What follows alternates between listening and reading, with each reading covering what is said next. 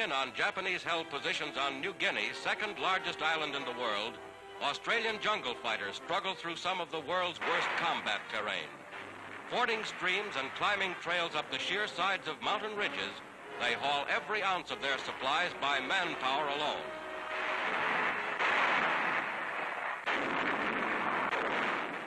Fighting under exhausting conditions, these courageous Australians are playing a major role in pushing back the Japs in this far-flung theater of war. In sunny Italy, part of which is blanketed by snow, New Zealanders fight on a front far removed from their homeland in the South Pacific. Taking a lesson in camouflage from Soviet ski troops, they move up, supported by Italian Alpine units now fighting with the Allies.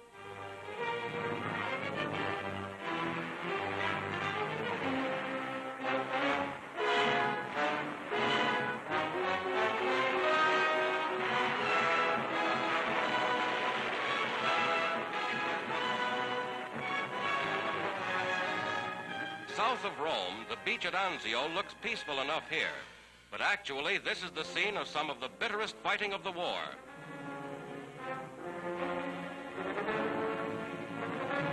German prisoners are still coming in.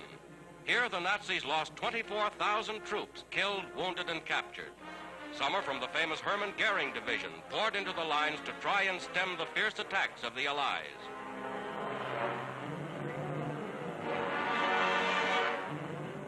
Prisoners receive the same expert medical care that is given every Allied soldier. From minor wounds to major operations calling for blood plasma, friend and foe are treated alike.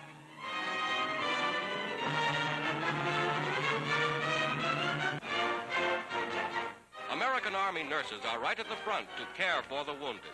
They draw field rations just like the men and are prepared to stay as long as they're needed. This is typical of the spirit with which American girls are following the flag.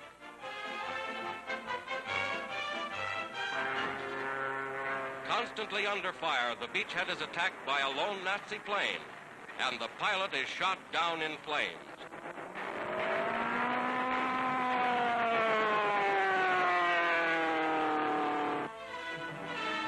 Such is this latest glimpse of war in Italy, as the Allies gather their forces for the blow the Nazis know is to come.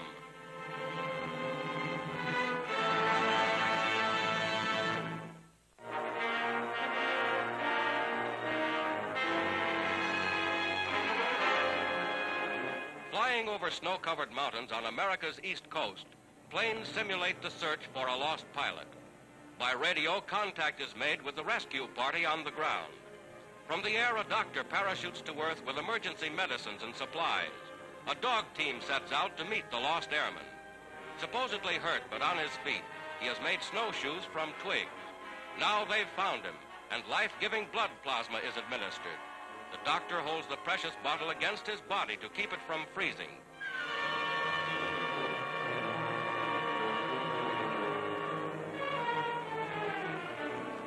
Dogs trained for rescue work in Arctic climes haul the sled over the trail. They encounter many hazards, but dogs and men are accustomed to such obstacles. And here's how they cross a perilous ravine.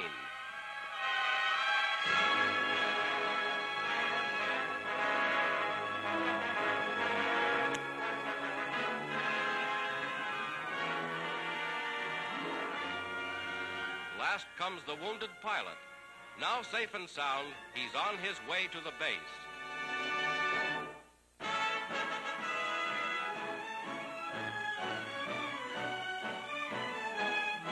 A naval academy located in southern Italy is again training large classes of cadets to become officers in the Italian merchant marine.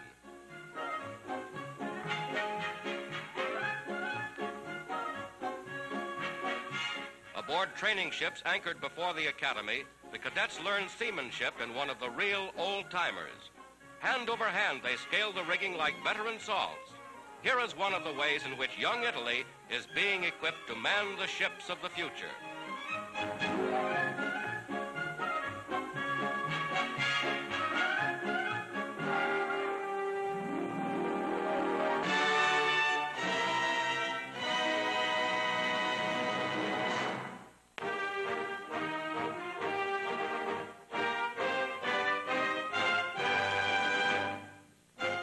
rocket guns at an American Army base serve a new purpose.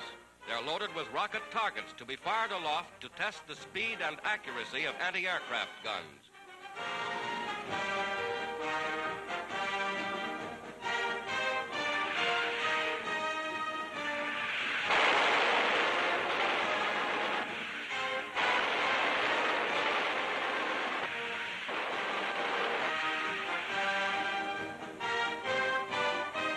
To hurtle through space at more than 450 miles an hour, the rocket targets travel at speeds greater than the fastest aircraft. This is a sample of the terrific barrage now being hurled skyward to meet the enemy's raiders.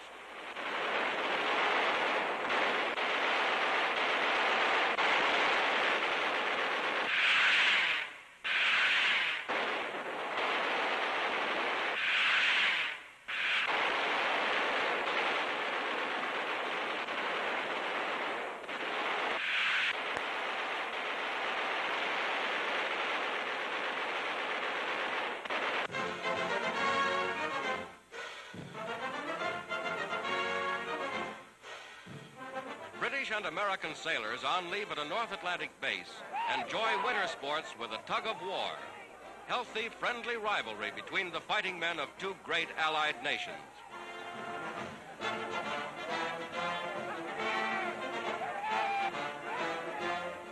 Some of the British boys try to emulate Scandinavian ski stars.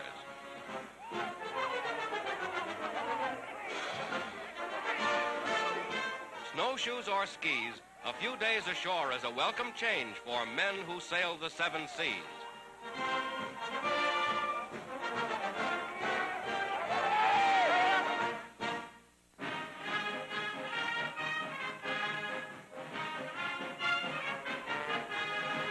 The new United States aircraft carrier Shangri-La, named for the mythical base from which American flyers bombed Tokyo, is sponsored by Mrs. Doolittle, wife of the man who led the raid.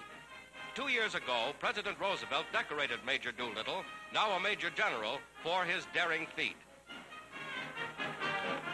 It was from the carrier Hornet that Doolittle and his 79 valiant flyers prepared for their surprise attack.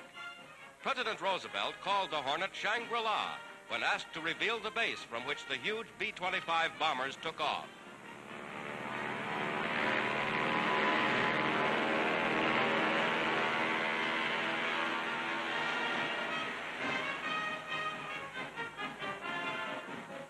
Now, before a crowd of 100,000 people, Mrs. Doolittle launches the new carrier.